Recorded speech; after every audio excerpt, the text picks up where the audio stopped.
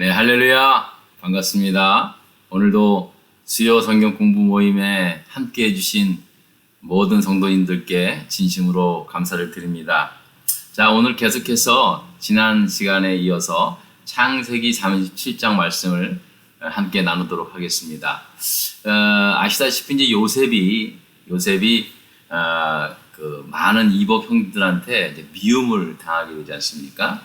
그 이유는 이제 크게 두 가지인데, 첫 번째는 형들의 잘못을 아주 거지못대로 그 아버지한테 이르게 됩니다. 그래서 이제 그 아버지 야곱이 이스라엘이 이제 그 아들들을 꾸질하기도 하고, 또 이렇게 잔소리도 하고 그러니까, 야, 저 요셉 저 고자질쟁이에요. 그러면서 이제 형들이 이제 요셉을 미워하게 됐고요. 또 이제 그 아무래도 노년에 얻은 아들이고 또 사랑하는 아내 라헬로부터 얻은 아들이었기 때문에 다른 아들보다 유달리 야곱에게 있어서는 더 마음이 간 거죠. 또 게다가 그 라헬이 요셉의 친모인 라헬이 요셉의 동생 베냐민을 낳다가 죽지 않습니까? 그러니까 요셉은 사실은 어머니 없이 자란 거랑 마찬가지죠. 을붓 어머님들 그 품에서 자랐기 때문에 늘 야곱의 마음에는 요셉이 안쓰러운 거죠. 그래서 요셉을 좀 사랑을 했던 건 사실인 것 같아요. 그래서 뭐 형들이 한 번도 입지 못한 채색 옷을 입히고 그렇게 야곱의 사랑을 독차지한 건 사실인 것 같아요. 그래서 이제 이 일로 인해서 형들이 요셉을 참 많이 미워했습니다. 그런데 그 형들의 그 미움과 시기, 그런 마음에 기름을 붓는, 불타는 그런 마음에, 그 불타는 미움의 감정에 기름을 붓는 일이 생긴 거죠. 이게 뭐냐면 이제 요셉이 이제 꿈을 꾸는데 형들의 집단이 나한테 절하는 꿈, 그 다음에 해와 달, 그 다음에 별들이, 형들의 별들이 나한테 이제 경배하는 것, 절하는 그런 꿈을 이제 막 꿨다고 이제 이야기를 한 겁니다. 요셉이 무슨 뭐 어린 철부지 소년이 뭐가 있겠어, 무슨 잘난 체 하면서 막 그렇게 했겠습니까? 그냥 자기가 꿈이 너무 신기하니까 이야기를 했는데, 이 이야기가 형들의 그 증오를, 형들의 미움을 더 불타게 만든 거죠. 그래서 그 미움이 증오로 바뀐 거예요. 그래서 너 한번 네 꿈이 한번 제대로 이루어지나 너 두고 보자 라고 하는 무서운 마음이 형들한테 생기게 된 거죠. 그럴 수밖에 없는 게 아무래도 그 요셉의 형들이 배다른 형제들 아닙니까? 배다른 형제들.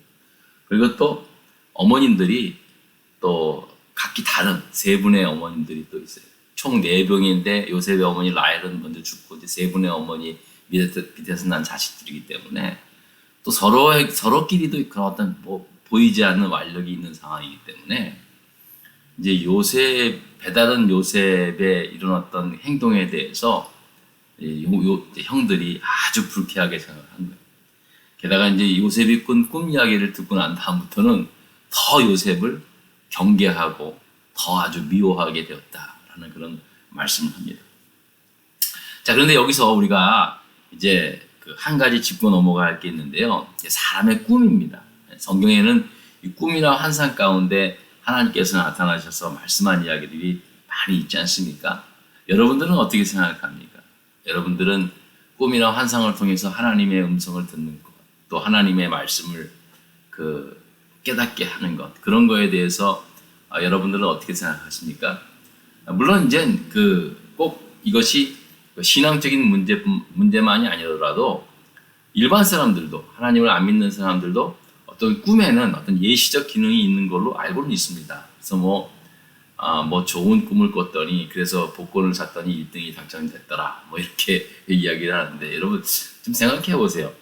그 복권 산 사람들 가운데 대부분 다 물어보면은 어젯밤 꿈이 좋아가지고 유별나서 이렇게 복권을 샀다고 하는 사람도 많이 있거든요. 그러니까 꼭 좋은 꿈을 꿨다고 해서 그것이 당첨된 활용은 아닌데, 그런데 대부분 보면은 1등 당첨된 사람들 보면 다 꿈자리가 좋아서 샀다는 거예요. 그리고 또 무슨 산삼을 캔 사람, 뭐 신만이들 이야기를 들어봐도 뭐 지난 밤에 뭐 조상님들이 나타났다 그래가지고 뭐 산삼을 캤다는 얘기 있고 뭐 실제로 이제 태몽도 있고 여러 그 꿈에 대해서 어떤 그 길조를 그 나타나는 그런 모습들이 있지 않습니까? 그래서 뭐 꿈에도 어떤 예지적 기능이 있다라고 그렇게 저도 뭐 이렇게 인정을 합니다. 자, 그런데 이제 우리가 한번 생각해 보기를 이때는 이제 요셉이 꾼 꿈을 통해서 이렇게 이제 하나님께서 앞으로 요셉이 될 일들에 대해서도 말씀해 주실 뿐더러 또 그런 어떤 그 바로 왕이 결국은 요셉이 바로 왕이 꾼 꿈을 해석해 주고 또 감옥에서는 술 맡은 관원장 또 음식 맡은 관원장의 그 꿈을 해석해 줘가지고 그 일로 인해서 바로의 왕의 그 꿈까지 해석을 해서 결국은 총리까지 되지 않습니까? 그러니까 꿈을 통해서 하나님이 인도하시고 꿈을 통해서 하나님이 일을 이루시는 것들을 분명히 보게 됩니다. 또 환상을 통해서도 말씀하시고요. 자, 그런데 오늘날 우리가 꿈을 꾸거나 환상을 통해서 하나님의 말씀을 들었다라고 하는 그런 사람들은 뭐 개별적으로 간혹 있잖아요. 하지만 그 사람의 말을 내가 꿈에서 아니면 환상 가운데 하나님 이렇게 말씀했다라고 해서 그 말씀을 하나님의 진짜 말씀으로 믿는 사람은 그렇게 많지는 않다는 거예요. 뭐 그 사람을 특별히 아주 그냥 추종하거나 신뢰하는 사람들 외에는 뭐 개인적으로 그런 꿈을 꾸고 개인적으로 그런 환상을 듣고 환상을 보고 또 개인적으로 어떤 영적인 체험을 한 것에 대해서는 주관적인 거니까는 저는 괜찮다고 생각합니다. 뭐 그렇게 본인이 그렇게 들었고 본인이 생각한 거 본인이 그렇게 믿었다고 한다는 것에 대해서 우리가 뭐라 그럴 수는 없잖아요. 하지만 그것이 객관화될 수 있는 상황은 아니라는 거예요. 그건 아니라는 거죠. 자, 그런데 그렇다고 해서 요셉이 지금 꿈을 꾸고 또 앞으로도 이제 그 꿈을 통해서 일어날 사건들을 갖다가 요즘의 식으로 요셉의 꿈을 무슨 뭐 프로이드 꿈 해석 같은 그런 심리학적, 정신분석학적 근거로 그 꿈의 얘기를 하면은 그 꿈을 보면 그건 큰 잘못입니다. 그건 아니에요. 지금 요셉이 꾼 꿈을 갖다가 오늘날 우리가 무슨 일반적으로 꾸는 꿈들과 뭐 똑같다라는 생각은 굉장히 위험한 생각입니다. 분명한 것은 특별한 꿈이었습니다.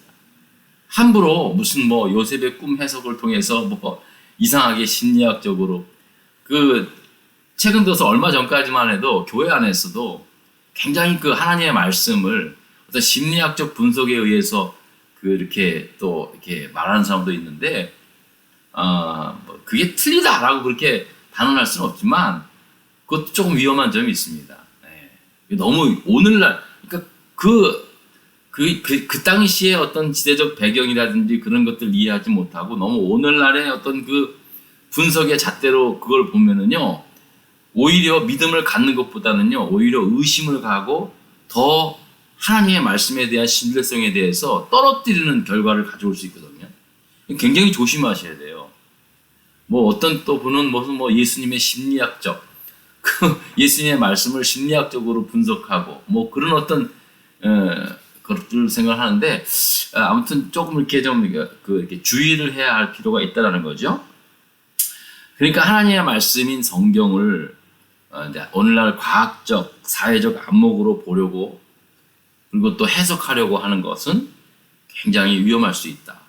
그래서 오히려 더 하나님의 말씀이 허구적인 그런 이야기로 느낄 수 있다라는 사실입니다. 저는 이런 것들이 우리가 정말로 조심하셔야 합니다. 특별히 요즘처럼 뭐 심리학이라든지 요즘 굉장히 심리학이 대세예요.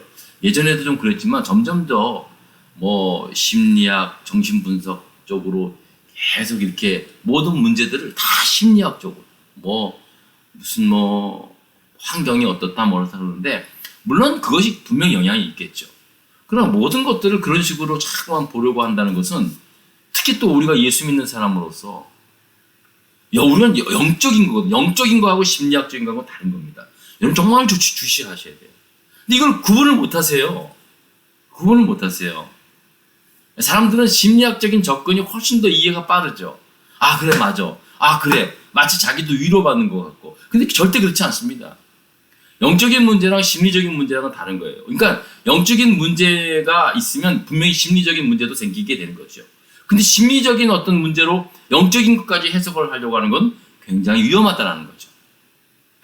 그래서 이거 좀 얘기가 좀 건너갔는데요. 그렇게 아시고 조심하셔야 됩니다. 여러분 한번 생각해 보세요. 그 당시에는 성경책도 없었어요. 율법도 아직 있을 때가 아니에요. 오로지 하나님을 믿는 믿음, 하나님이 말씀하시고 인도하시는 그것에 대해서 순종하는 것밖에 없었어요. 다 개인적인 체험이죠. 아브라함도 그랬고, 이삭도 그랬고, 야곱도 그랬고, 요셉도 그렇고, 어떻게 보면 개인적인 체험이에요. 그러나 이 개인적인 체험임에도 불구하고 이것이 바로 하나님의 민족, 하나님의 뜻을 일구어내는 그런 하나의 단초적인 아주 중요한 핵심 그 사건으로 되어 가면서 이것이 말씀이 되는 거예요. 그러니까 이게 진짜로 하나님의 말씀을 하셨고, 또 특별히 하나님과의 어떤 소통 수단은 그 당시에 하나님 앞에 제사를 드리고 또 하나님이 꿈이나 환상을 통해서 이미 우리처럼 이렇게 말씀을 주신 게 아니잖아요. 우리는 말씀을 통해서 하나님의 그 뜻을 깨달을 때가 잠깐 많이 있잖아요. 근데 이때는 읽을 말씀도 없었어요. 그냥 정말 오직 어떤 환상이나 아니면 어떤 하나님이 보낸 사람을 통해서 말씀을 들었고, 또 개인적으로 어떤 그 꿈을 같은 거라 그런 것을 통해서 그렇게 하나님의 음성, 말씀을 들었다라는 사실입니다. 그러니까 그 당시의 시대랑 오늘날 시대랑 자꾸만 이렇게 비교해서 갖다 이렇게 똑같은 잣대에다 두고 이야기하는 것이 위험하다라는 거죠. 네? 근데 사실은요, 그래 봤자도 그때도 여러분 아브라함이나 야곱이나 한번 평생 동안에 하나님께서 꿈이나 환상을 통해서 나타나가지고 말씀한 횟수가 몇 번이나 되겠어요? 아브라함 같은 경우는 10번도 안 돼요. 야곱도 마찬가지고요. 네? 173년을 살면서 아브라함이 10번도 안 돼요. 하나님의 음성을 들었던 거. 단 한 번에 들은 음성을 통해서 아브라함은 헌신하고 결정했고, 본토 친척 아비의 집을 떠났고, 그렇게 가는 거예요. 그렇게. 그러니까는 정말로 아브라함의 믿음이 대단한 거예요. 뭐 그때마다 하나님이 나타나셔서 말씀해 주시고 그런 게 아니에요. 그러니까 더 놀라운 거죠. 그래서 그와 같은 상황 속에서 자연스럽게 꿈이나 환상을 통해서 하나님의 계시가 나타나졌다라는 사실입니다. 오늘날도 마찬가지예요. 오늘날도 개인적으로 하나님이 꿈이나 어떤 환상으로 계시할 경우가 있어요. 그런데 사실은 이미 하나님께서 수많은 하나님의 종들을 통해서 말씀해 주신 이 구약 신약 66권의 말씀을 통해서요, 이미 하나님의 뜻이 뭔지, 나가 어떤 상황이면은 이렇게 하나님이 말씀하셨다는 사실들이 성경에 다 쓰여져 있어요. 다 쓰여져 있어요. 그리고 여러분들이 성경을 읽으면서 내가 고민하고 또 그렇게 의심했던 문제들이 다 하나님께서 말씀해 주시는 경험을 하잖아요. 그러니까 그래서 사실은 그렇게 꿈이나 환상을 통해서 하나님이 말씀해 잘 말씀해 주시지 않는 거죠. 이런 꿈이나 환상을 통해서 계시하는 거는 지금도 마찬가지예요. 개인적으로 충분히 그렇게 하실 수 있어요. 그런데 그거는 주관적인 경험일 뿐이에요. 그것을 자꾸만 객관화시키려고 하면 안 돼요.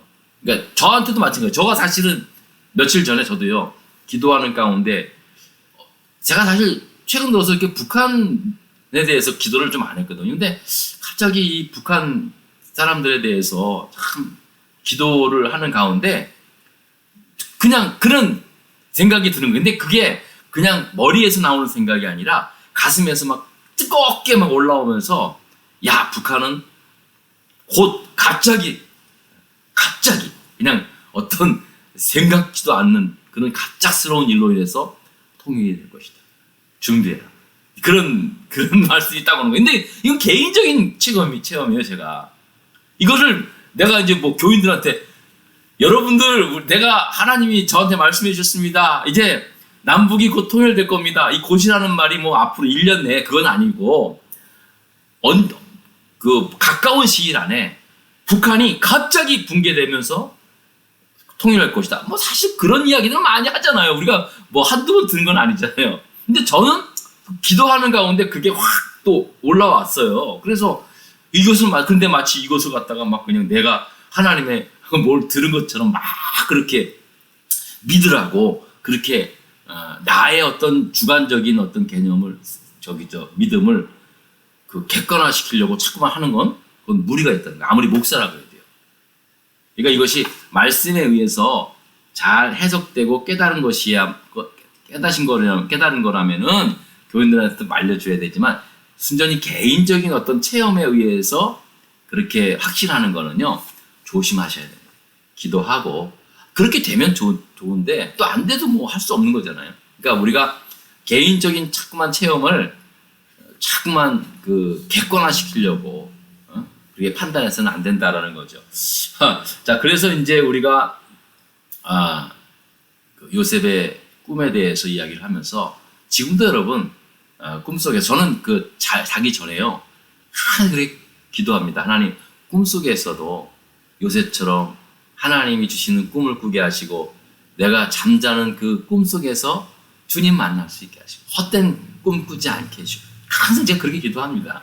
예. 그러니까는 기억이 안 나요. 근데 저는 그냥 꿈속에서 그렇게 기도했으니까 꿈속에서도 이렇게 주님 만나는 그런 꿈 꾸겠지. 그렇게 믿고 하는 거예요. 예. 자, 5번을 보겠습니다. 오늘. 예. 자, 빨리 나가겠습니다. 야곱이 아들 요셉을 세겜 지역으로 심부름을 보낸 이유가 뭡니까? 야곱이 이제 아들 요셉을 세겜에 있는 형들한테 좀 가봐라 그렇게 얘기를 해요. 13절 14절 말씀을 제가 한번 읽어보겠습니다. 자, 이스라엘이 요셉에게 이르되, 이스라엘은 야곱입니다. 내 형들이 세겜에서 양을 치지 아니하느냐? 너는 그들에게로 너를 보내리라. 요셉이 아버지에게 대답하되 내가 그리하겠습니다. 이스라엘이 그에게 이르되 가서 내 형들과 양떼가 다 잘 있는지를 보고 돌아와 내게 말하라 하고 그를 헤브론 골짜기에서 보내 그가 세겜으로 가니라라고 말씀합니다. 그러니까 이게 형들이 이제 세겜으로 간 것에 대해서 잘 있는가 이제 안부를 좀 보고 오라는 거죠. 그리고 또 세겜이 어떤 지역입니까? 세겜에서 딸 디나가 강간이 당해서 그 일로 인해서 자기 아들들이 세겜 성읍에 있는 남자들을 할례 받은 남자들을 다 죽여버리지 않습니까? 그러니까 세겜 땅에 가는 것에 대해서 사실 야곱이들 걱정하고 있었어요. 혹시 이제 그 일로 인해서 또 다른 보복을 당하지 않을까라는 걱정 때문에 궁금해서 또 그랬고 그래서 이제 요셉을 이제 심부름을 보낸 겁니다. 자, 그런데 이제 그 세겜의 형들이 있지 아니하고 도단이라는 곳으로 이제 가게 됐어요. 그 지역은 이제 이 애굽으로 가는 그 길목에 가까운 지역이었고요. 많은 상인들이 애굽으로 또 왔다 갔다 하는 그런 길목에 있던 지역입니다. 자, 그런데 그곳까지 형들이 갔다는 말을 듣고 이제 요셉이 이제 급거에 찾아간 거예요. 자, 그런데 형들이 이제 모여서 이렇게 다 있는데 저기서 동생 요셉이 오는 거예요. 다 형들은 직감을 했죠. 저거 아버지가 보내서 왔구나. 근데 형들이 그렇게 직감을 하는 거예요. 그래서 그 야곱의 아들들이 요셉을 보고 뭐라 그러냐냐, 저기 꿈꾸는 자가 온다라고 했어요. 그 말은 뭐냐면요, 우리의 볕단들이, 우리의 별이 자기한테 절한다고 그러니까 비웃는 거예요. 사실 저 꿈꾸는 자가 온다라는 말씀은요, 미움과 증오와 비웃음이 담겨져 있는 그 말입니다. 야, 저 헛된 꿈 꿔가지고 우리를 완전히 화나게 만든 저놈 온다 라고 그렇게 멀리서 얘기를 하는 겁니다. 자, 그러면서 형들이 어떤 계획을 세웠는가? 19절 20절 말씀입니다. 자, 한번 읽어보겠습니다. 자, 18절서부터 읽어보겠습니다. 37절. 요셉이 그들에게 가까이 오기 전에 그들이 요셉을 멀리서 보고 죽이기를 꾀하여 서로 이르되 꿈꾸는 자가 오는도다. 자, 그를 죽여. 그를 죽이자는 거예요. 그를 죽여 구덩이에 던지고 우리가 말하기를 악한 짐승이 그를 잡아먹었다 하자. 그의 꿈이 어떻게 되는지 우리가 볼 것이라 하는지라. 자, 이게 지금 있잖아요. 형들이 요셉이 꾼 꿈이 자기들한테도 굉장히 마음에 걸린 거예요. 그래서 그래? 그럼 네가 죽어버리면 그 꿈이 어떻게 이루어지는지 한번 보자. 이렇게 나온 거예요. 야, 이게 얼마나 무섭습니까? 이게 얼마나 무섭습니까? 그게 하나님의 주신 꿈인데, 자기들이 그 꿈이 어떻게 이루어지냐 보자? 이것은 하나님에 대한 정면적인 도전 아니겠습니까? 아니, 근데 그것도 그거지만, 그래, 어쨌든 간에 자기 동생 아닙니까? 근데 동생을 보자마자 죽일 생각을 하는 거예요, 죽일 생각. 그 말은 뭐냐면, 그 전부터 형들은 죽일 생각을 계속 가지고 있었다는 거예요.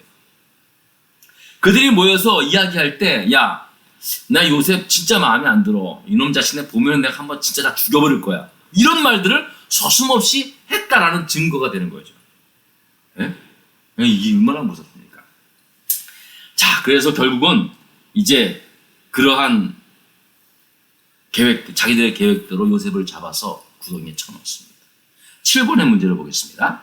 야곱의 아들들이 요셉을 물도 없는 깊은 구덩이에 던져두고 음식을 먹다가 애굽으로 내려가는 미디안 상인들에게 요셉을 죽이지 말고 팔자라고 제안을 했던 사람은 누굽니까? 자, 이제 이 질문을 제가 이렇게 했는데요. 결국 이제 이들이 요셉을 구덩이에 쳐넣습니다. 그리고 이제 음식 먹고 자기들이 집으로 돌아갈 때 그냥 그 상태에서 죽여버리고, 아니면 물도 안 주고 가만히 냅두면 구덩이에서 죽을 거 아니에요. 그리고 돌아가자는 거예요. 그러니까 이미 구덩이에 쳐넣었다는 것은 이미 자기 동생 요셉을 죽인 거랑 마찬가지란 말이에요. 자, 그런데 자, 그 도단이 어떤 곳이라고 했습니까? 이제 애굽으로 내려가는 상인들이 많이 있어요. 그래서 그 중에 유다라고 하는 형제, 야곱이 낳은 네 번째 아들 유다가 이제 자기 형제들에게 제안을 한 겁니다. 25절서부터 27절의 말씀을 읽겠습니다. 자, 여러분 한번 보세요. 25절서부터 27절입니다. 유다가 자기 형제에게 이르기를, 우리가 우리 동생을 죽이고 그의 피를 덮어둔들 무엇이 유익할까? 자, 그를 이스마엘 사람들에게 팔고 그에게 우리 손을 대지 말자. 그는 우리의 동생이요 우리의 혈육이니라 하매 그의 형제들이 청정하였더라. 야, 우리가 이 동생 죽이면 뭐하냐? 괜히 그래도 어쨌든 간에 우리의 혈육인데 이 일로 인해서 우리 그냥 평생 우리의 마음에 양심에 가책을 갖고 살 이유가 뭐냐? 죽이지 말고 여기 애굽으로 내려가는 사람들한테 팔아버리자. 그렇게 제안을 해서 그들이 설득을 당한 거예요. 자, 그래서 이제 동생 요셉을 그 미디안 상인들에게 팔고 이제 집으로 돌아오게 되죠. 8번의 문제입니다. 야곱의 아들들이 돌아와서 동생 요셉에 대하여 아버지 야곱을 어떻게 속입니까? 라고 말씀합니다. 자, 31절로부터 33절까지 말씀입니다. 제가 한번 읽겠습니다. 그들이 요셉의 옷을 가져다가 숫 염소를 죽여 그 옷을 피에 적시고, 그러니까 이제 요셉의 옷을 채색 옷을 이렇게 가져다가 숫 염소를 죽여서 그 피를 요셉이 입고 있었던 옷에 다 묻힌 거예요. 그리고 32절의 말씀입니다. 그의 채색 옷을 보내어 그의 아버지에게로 가지고 가서 이르기를, 우리가 이것을 발견하였으니 아버지 아들이 옷인가 보소서 하매 아버지가 그것을 알아보고 이르되 내 아들의 옷이라. 악한 짐승이 그를 잡아먹었도다. 요셉이 분명히 찢겨졌도다 하고, 야곱은 자기 옷을 찢고 굵은 배로 허리를 묶고 오래도록 그의 아들을 위하여 애통했다. 야곱이 말년에 사랑하는 아내 라헬로부터 얻은 그 첫 아들 요셉을 그렇게 비명 행사한 것에 대해서 너무나 가슴이 아픈 거예요. 차라리 내가 보내지 말걸. 나 때문에 아들 요셉이 죽었다. 어느 부모님이 그렇게 생각 안 하겠습니까? 다 그렇게 생각하죠. 나 때문에 아들 요셉이 죽었다. 라고 베옷을 입고 금식하면서 애통에 울었다는 거예요. 당연하죠. 그리고 야곱의 가슴에 요셉을 묻은 거죠. 결국 야곱이 아들들에게 속은 겁니다. 여러분, 이것을 야곱의 업보라고 말해야도 되겠습니까? 업보라는 건 사실은 성경적인 가르침이 아닙니다. 불교적 그 이야기입니다만, 그러나 뿌린 대로 거둔다는 말은 하나님 말씀입니다. 야곱도 형을 속이고 아버지 이삭을 속인 그 속임의 대가에 대해서 사실 야곱도 외삼촌에게 거의 20여 년을 속지 않습니까? 그리고 와서 이 아들들에게 그렇게 또 비참하게 속고 맙니다. 그 중에 맏아들 르우벤한테는 자기 첫 비라가 그 르우벤과 간통해가지고 직접 듣지도 못하고 다른 사람에 의해서 전해 들은, 그러니까 뒤통수를 맞은 거죠. 아들들한테 뒤통수를 맞는 거예요. 결국 이렇게 사랑하는 아들이 짐승에게 물려뜯게 죽게 되었다고 하는 그런 속임을 결국은 당하게 되는 거죠. 여러분, 저는요 지금도 그렇게 늘 생각을 하지만은요, 분명히 우리는요, 우리가 지은 모든 죄는 예수 그리스도의 보혈의 피로 깨끗이 씻김 받게 됩니다. 여러분, 그거는요 노매로 아무튼 그 누구도 어떤 것도 여러분 그 속지 마십시오. 분명히 우리의 모든 죄는 다 용서함 받습니다. 예수 그리스도의 보혈의 피로 하나님께서 다 깨끗이 씻겨주십니다. 그런데 우리가 지은 죄들은 하나님은 다 용서를 해주시지만, 그러나 우리가 행했던 잘못들에 대한 책임은요 끝까지 지는 자세가 필요한 거예요. 내 죄는 하나님이 용서는 해주시지만 내가 잘못을 행함으로 말미암아 그 책임을 지는 일에 대해서는요 기꺼이 우리도 져야 되는 거예요. 저는 그래서 왜 저도 이제 사형수를 만나면서 그분들을 이제 뭐 장례까지 지낸 경험이 있었던 사람으로서 말씀드리는데요.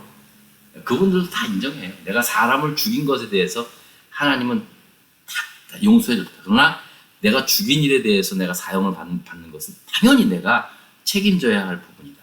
그래서 그렇게 다 인정을 해서, 그래서 사실 저는 그분들이 떠나간 것에 대해서 참 잘했다고 생각을 하고, 그렇게 또 서로가 기도를 했어요.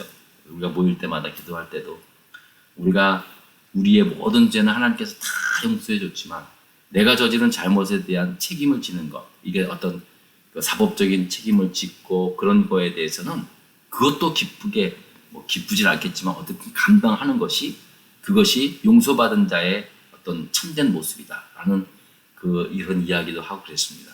여러분들, 우리가 그래서 죄는 짓지 말아야 돼요. 그리고 우리가 저지른 죄에 대해서도 우리가 책임져야 할 부분들은요 항상 책임지고, 또 그래서 삭개오도 예수님한테 그랬잖아요. 내가 누구의 거를 토색한 죄가 있다면 4배나 갚겠습니다. 그렇게 이야기를 하지 않겠습니까? 오늘 좀 말씀이 길었는데요. 그래도 끝까지 함께 해주셔서 정말 고맙습니다. 자, 오늘은 요셉의 꿈에 대해서 좀 언급을 했고요. 요즘 들어서도 저는 그래요. 개인적인 어떤 영적인 체험을 하는 것은 늘 열려져 있습니다. 저도 늘 사모하고요.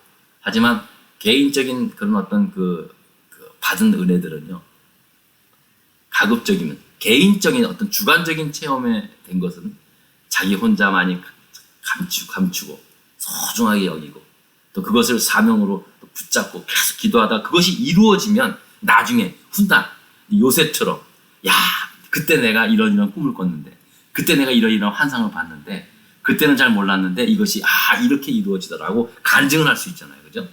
그것이 이제 주관적인 것이 객관화될 만큼 어떤 사건이 되었을 때는 나중에 이것이 간증거리가 되는 거예요. 그래야지 되는지 그때부터 그냥 그렇게 난리 피워서는 안 된다는 사실이죠. 자, 오늘 길었는데 함께 해주셔서 정말 고맙고요. 또 다음 시간에 또 38장은 또 더 아주 유다의 이야기가 나오거든요. 아주 의미심장한 또 말씀입니다. 우리 다음 시간에 또 뵙겠습니다. 자, 더위 조심하시고요. 또 코로나 확산이 아주 증가되고 있는데요. 우리 모두들 각자 조심하고 늘 건강할 수 있도록 제가 늘 기도하겠습니다. 감사합니다.